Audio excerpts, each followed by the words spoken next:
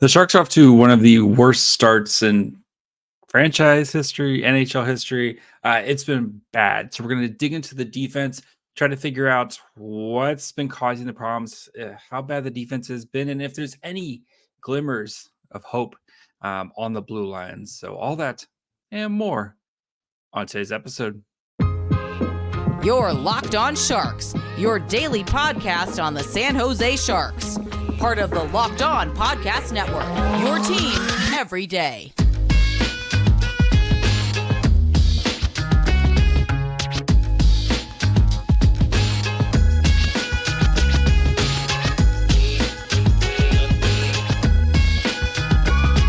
Hello, welcome to Locked On Sharks, the premier hockey podcast covering your favorite team in the Bay Area. My name is JD Young, contributor at Inside the Rink. I want to thank you for making Locked On Sharks your first listen. Proudly a part of the Locked On Network, we cover your team every day. If you want to be an everydayer, all you have to do is just follow along wherever you get podcasts, or you can subscribe on YouTube as well, or do both. Both is great. So today we're going to be digging into the defense, right? We spent a lot of the time on the podcast kind of looking at the forward lines and kind of the shuffling of with that. And today we're going to kind of dig on the blue line. And since the Sharks are 10% into their season, I can't believe it's already 10%. It already feels like forever, but it's been 10% of their season now. We're going to kind of dig into some early trends, kind of look at which guys are performing well, which guys maybe need a little help, and maybe look at some of the combinations right now that are working and not working for the Sharks. So before we get into this blue line deep dive, I do want to let you know that today's episode is brought to you guys by FanDuel. Make every moment more right now. New customers get $150 in bonus bets with any winning $5 moneyline bet. That's $150 if your team wins. Visit FanDuel.com/lockedon to get started. All right, so a couple things to keep in mind when looking at the defense is contextually just how rough the Sharks are having a season right now, because of their just inability to score. And the things go hand in hand, right? The defense cannot get the puck out of the zone, right? That's what happens when you don't attempt to replace a guy like Erik Karlsson, who's a generational player at getting the puck out of the zone and creating offense. And the forwards, once they do have the puck, they are not good enough. They're not doing a good job of keeping the puck in their own zone. So that's why you've been getting outshot a bajillion shots a night, basically, because it's a combination of the two, right? Defense has to work. It just doesn't have anybody who can move the puck, and the offense just doesn't have enough players who can keep the puck in their own zone, or they spend so much work trying to get the puck out of their zone. It's not a winning formula right now. So pulling up, so we're starting to get some of the numbers here from the early 2023-2024 season, and as you can see with the Sharks here, they rank 32nd in points, point percentage, 8th in the division, 32nd in goals for, 28th in goals against. Their goal share is 32nd. The power play is 24th, finishing 30th percent. Expected goals for 31st, expected goals against 31st, expected goals shares 32nd. The PK is at 18, and the goalies rank 8th. If it wasn't for Capo Kakinen and Mackenzie Blackwood, it would actually be more of a bloodbath. So a couple things to kind of keep in mind, especially when we start to dig into some of the coursing of these team, of some of these players and stuff, is the Sharks Corsi 4, which if you're new to kind of analytics, that's your shot share percentage. So the Sharks at 5-on-5 have taken 365. They've attempted 365 shots. They've given up 505. So their Corsi 4 is at 41.35, second worst in the NHL behind the St. Louis Blues. The Sharks have easily given up the most shot attempts in the NHL in their 9 games played at 505. But they've generated a okay-ish amount of shots. But when you look at the teams below them, or they're usually teams who have 1 to 2 to 3 games in hand. So The Sharks goals for at 5v5. They've scored 6 5v5 goals, easily the worst in the league. They've given up 22, which is the third most in the league. Their goal for percentage is at 21.43%. So 21.43% of the goals that are scored at 5-on-5 are the Sharks goals. Expected goals for, which is kind of a stat that says how many goals are you supposed to have scored. The Sharks are actually 20th in the league in that they've produced 15.96 expected goals, and their expected goals allowed is the worst at 23.48. So yeah. Expected goals for percentage, they're at 42%. 40%, which is the worst in the league. So this team is a historically bad. Like this is not a good start, right?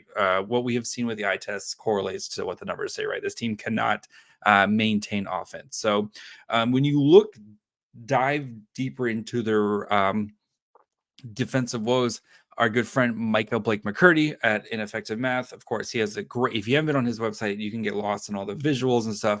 Definitely go check it out. A lot of it's free, where you can just kind of go check it out. But he has a shot map chart. So this shows where teams are getting the shots. And if you're not watching on YouTube, I will tell you it is a big dark blob red right in front of the crease. So not only are the Sharks giving up a ton of shots, they're giving up a ton of shots right in front of the net, and also in the face-off circle. So if you're Capo Kakinen or Mackenzie Blackwood, it would be the left face-off circle. So that would be glove side, that they're getting a ton of their shots. The Sharks are basically just, it looks like the shining elevator just opening up and just red pouring out from the goal crease.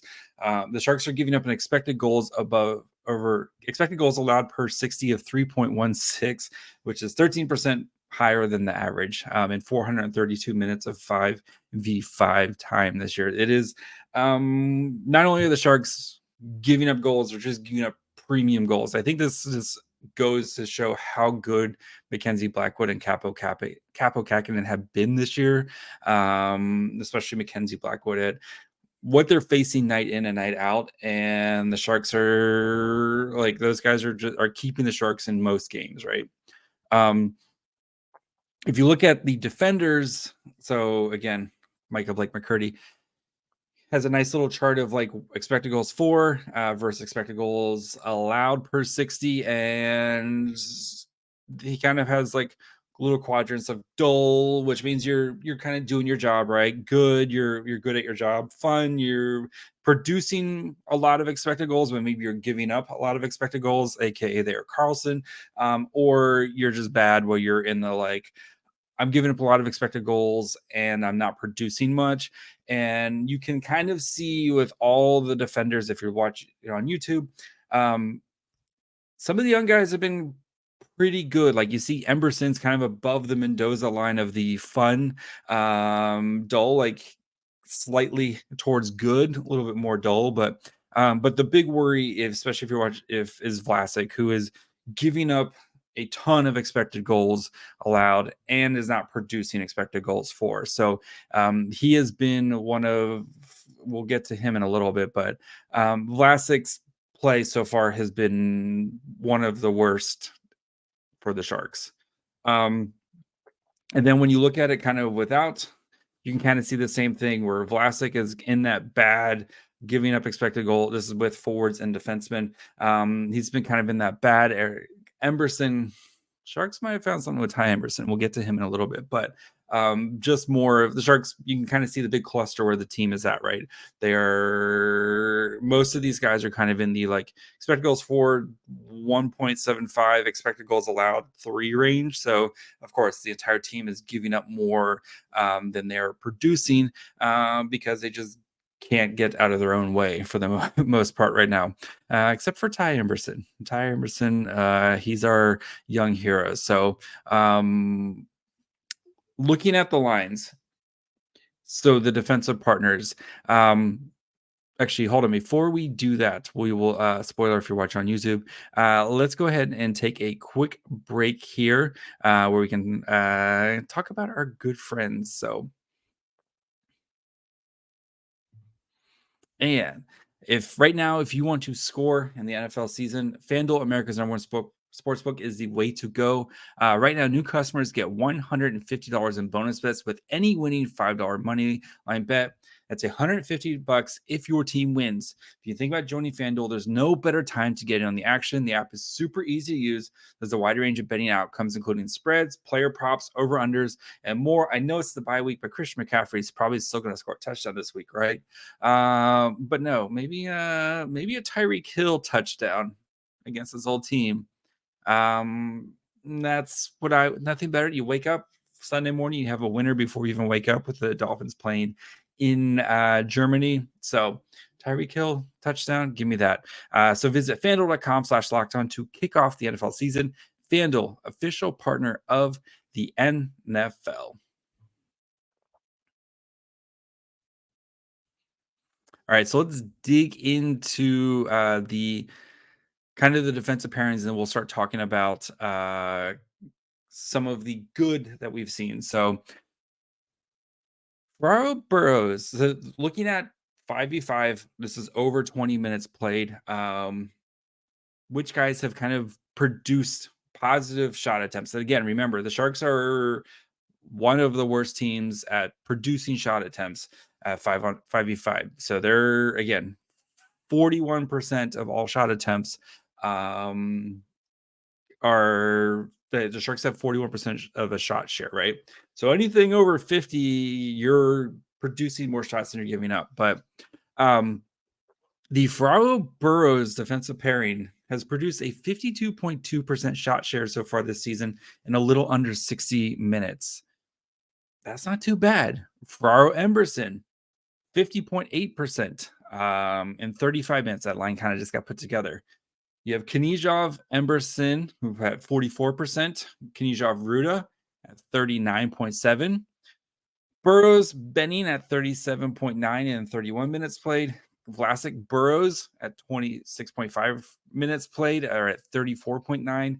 Vlasic, Benning at 25.5. And then Ferraro, Rutta at 23.3%. So Ferraro's on the good end and the bad end there. But it seems like Ferraro, we've maybe have found some pairings for Ferraro this season, and the Vlasic, whoever Vlasic's been playing with, has been kind of dragged into oblivion here. So let's start with some of the good players. And Ty Emberson, so I have this ranked by Corsi percent. So again, reminder, the Sharks Corsi percent this year is 41.35%. So when Ty Emberson is on the ice at 5v5, the Sharks produce 50.6% of the shot attempts. In his 5 games, Emberson does have a goal. He's got 4 shots on net and has 16.45 average time on ice. Goals for 25%. Again, this team, especially the last couple games, we know this team has scored 9 goals all season. 6 of them have been 5v5. So all the goals fours are going to be brutal, to be honest. But Emberson has produced positive expected goals for per 60, positive Corsi for per 60. His expected goals allowed and Corsi allowed per 60 are all positive. Corsi for per 60 he's not, again, none of these guys are producing a lot of expected or goals for on offense because this team just can't produce goals. But you can see, like, Emberson, there might be something here. The Sharks might have found a really, really nice player on the waiver wire. So Emberson right now is graded as the Sharks' best defenseman. I know he hasn't played maybe the toughest minutes, but he's been gaining the confidence of the coaching staff. So I think so far he has been the Sharks' best defenseman. Kyle Burroughs, who has played some tough minutes for the Sharks this year. He has played 9 games, doesn't have any points, does have 12 shots on goals, playing 20 minutes a night. Corsi for 45.79, goals for 22.22. And again, goals for per 60 is going to be bad because this team just can't produce goals. Expected goals 4/60 is positive. Corsi 4/60 positive. Expected goals above, or expected goals allowed per 60 positive. Corsi allowed per 60 a little negative. So power play, he's been playing on the power play, and the power play is a whole nother story. But Burroughs, the Sharks, again, not paying him a lot of money. He's come in and he's done an admirable job for the Sharks to begin the season. So he is the second defenseman right now as of Corsi wise. Nikolai Knyzhov, the youngster, and kind of been in and out of the lineup a little bit here. He has played 7 games, does have an assist, 3 shots on goal, 18:29 time on ice. So he is still getting a fair amount of ice time. Corsi for 45.54, goals for 16.67%. Goals for per 60 again, bad. Of course, expected goals for per 60. So he's given up expected goals. Corsi 4 per 60, he is producing slightly, and then expected goals allowed per 60. So Knyzhov is kind of helping to shut things down in his own zone. And Corsi allowed per 60, again, doing a great job here. So I believe Knyzhov has the best expected goals allowed per 60. I know he's been kind of usually playing on the bottom pair, but again, positive signs for some of these guys here. So, and then one Mario Ferraro, who's kind of the, another player who's definitely been in the crosshairs of what I've seen, or, is basically since I've had the podcast, of maybe not as good as we've thought, or you're kind of been waiting, but so far so good, I would say, again, for Mario Ferraro. And I think for him, finding the right partner has been huge for him, and not having to play 1,000 minutes a night. And he does lead the defenseman in time on ice at 22:05, which is probably right where you want him playing. Is, and he's not a Brent Burns or Erik Karlsson where you can throw him out there for 25 minutes, but I think this is kind of where you want him playing. So does have he's played 9 games, does have 2 shots, 24 shots on goal. So you are seeing him getting a little bit more active in the offensive zone.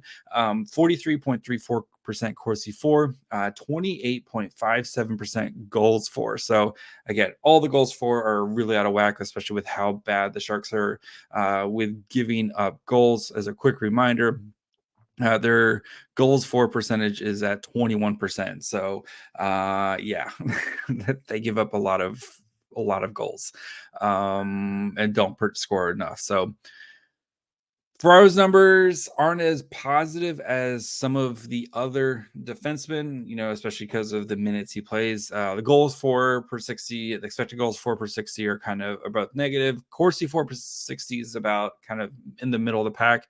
And expected goals allowed and Corsi allowed are both a little bit negative right now. So we're seeing he's not getting the same results as some of the other guys. But again, I think Ferraro does play, he's playing the tougher minutes. And I think with the eye test, you're seeing a much better Ferraro this year than we have others. And I think it might be with the ability to kind of manage his workload a little bit more, right? With having guys like, when you have 6 stay-at-home defensemen, you can kind of spread out the tough minutes a little bit more, especially when it comes to like the penalty kill, playing those tough minutes, and when starting in your own zone, you can kind of spread it out a little bit more. Where Ferraro, especially last year with Erik Karlsson, you had 5 guys basically could do that. And yes, Erik Karlsson has a completely different skill set, and we are seeing the ramifications of not having a guy like Erik Karlsson on your team right now, as you go back and look at the blood red shots that the Sharks are giving up right in front of the net because they can't just get the puck out of the zone. So overall, I think Ferraro, I think Ferraro's playing better than what we've seen previously. And I think finding the right partner with him between Emberson and Burroughs has really done wonders for him, and now he's shooting more. Hopefully we can start to see some more of that translate into some more goals and production for him. So before we continue and look at some of the not so good, or guys that maybe we're kind of wanting to see a little bit more out of, let's go ahead and take a quick break here and talk to you guys about our good friends over at Sleeper. A new NHL season brings all sorts of possibilities. nobody is scoring 50 goals, but maybe you might get like a Tomas Hertl hat trick, or maybe your team might just score right now. The Sharks are not going to hoist the Stanley Cup, but you could win big by playing daily fantasy hockey on Sleeper, the official daily fantasy hockey app of the Locked On NHL Network. Sleeper is our number one choice for daily fantasy sports, and especially daily fantasy hockey, because with Sleeper, you can put 100 times your cash in daily fantasy hockey contests. They have not only hockey, they have NFL, they have MLB, they have NBA, college football. They have a bunch of different sports to choose from. So if you want to spread your wings out there, entries can be made in under a minute. All you got to do is pick your favorite players. So maybe you like Mackenzie Blackwood with the over on saves. Maybe you like William Eklund to get an assist. Whatever it is, you just pick things like plus goals, assists, saves, plus or minus, and more in a given game. To win 100 times bet, you just need to correctly predict the outcome of 8 player stats. You heard me, Sharks fans. You can win 100 times your money playing daily fantasy hockey with Sleeper. So start paying attention and nail your picks so you can start winning big. Use promo code LOCKEDONNHL and you'll get up to a $100 match on your first deposit. Terms and conditions apply. That's code LOCKEDONNHL. See Sleeper's terms of use for details and location availability.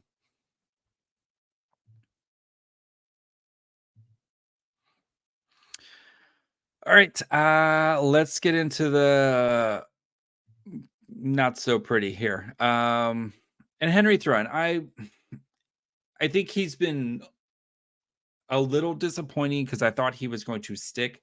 So far he's starting to kind of find his game in the AHL, but 2 game sample size with him. He did have 2 assists, shot on goal, average time on ice 18:33, Corsi for 40.68, goals for 33.33. And he actually did really nice work on the power play when he got a chance in the power play. And I think they want him to kind of maybe regain his confidence, and hopefully when he gets back, he can kind of take that power play 1 position. Expected goals allowed per 60. Again, this is 31 minutes of 5v5 time for him. So not like a ton of stuff, but expected goals allowed per 60. He's doing a pretty good job there. But everything else it's pretty hard to kind of judge where he's at right now. So I don't think he's had a bad start, but I think maybe they wanted to let him kind of season a little bit more down in the AHL because he maybe didn't come out of the gate super fast. So, but I think so far in the AHL, I think he's kind of still trying to find his way right now. So, next, Matt Benning, who's last year was arguably the Sharks' best defenseman, defensive defenseman, not Erik Karlsson, not counting Erik Karlsson, but I think Matt Benning had a great year for the Sharks last year, right? So far this year, 8 games, 1 assist, 9 shots on goal, 18:29 average time on ice, 32% Corsi for, 14.29% goals for Benning. And looking at his it's not pretty. Looking at his chart, everything is red. Expected goals allowed per 60 is red. Like Benning has been having an awful start to the season. And you wonder if it's the partner or like, again, I think trying to find the right partners for Benning right now. And he's just struggled this season, not being able to do what he did well last year. And last year that was kind of keeping the shots down, kind of keeping the expected goals down. And so Benning, I think so again, we're 9 games in the season, but Benning has been a bit of a disappointment, especially from what we saw last year. Jan Rutta has played 9 games, 9 shots on goal, 0 points, playing 19:01 tonight. Corsi for 35.21, goals for 11.11. And his chart looks very similar of expected goals for per 60 is way below, average. Corsi for per 60 way below expected goals, below Corsi allowed, below. It's another not pretty chart for Jan Rutta, and maybe it's not having a puck moving defenseman with him, or it's been tough, and it's kind of the theme of these last 3 guys of just, I don't know if it's the right partners. I don't know if it's just some of these guys getting older. whatever it is, it's been a tough start for these guys to begin this season. So, and of course that leaves Marc-Eduoard Vlasic, who's played 6 games. He's got 5 shots on goal, 12.57 time on ice, Corsi for 32.65%, goals for 25%, and his chart is just as bad as the rest of the guys with his expected goals allowed per 60 and Corsi allowed per 60. Vlasic guys might be done. He had a bounce back year last year, but Father Time remains undefeated. And I think, unfortunately, Father Time might be calling for Marc-Eduoard Vlasic here. So what does this all mean? I think right now the Sharks are kind of in a holding pattern with some of their defensemen, right? We know the players that they have are very much stay-at-home defensemen.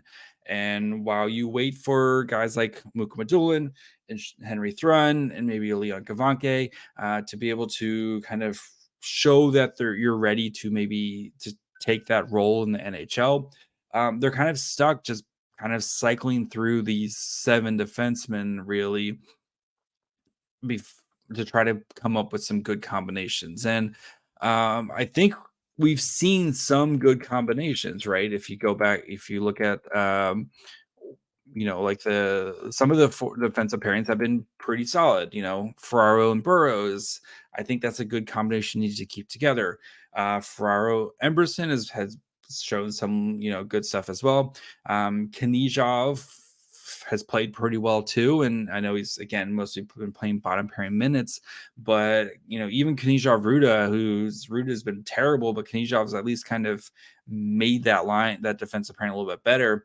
But you really got to try to figure out like Benning, who can Benning be paired with? And I wonder if you have a Ferraro Burroughs, maybe you go with a Benning Knizhov to try to figure that line out, that defensive pairing out. But then you have to leave a Vlasic Rutta, or maybe you're scratching Rutta. Like, the Sharks are just in a tough spot right now, and until they can get the offense on track, they're going to probably continue to give up a bajillion shots a game. But again, the problem is the offense can't get on track because the defense can't get the puck out of their own zone.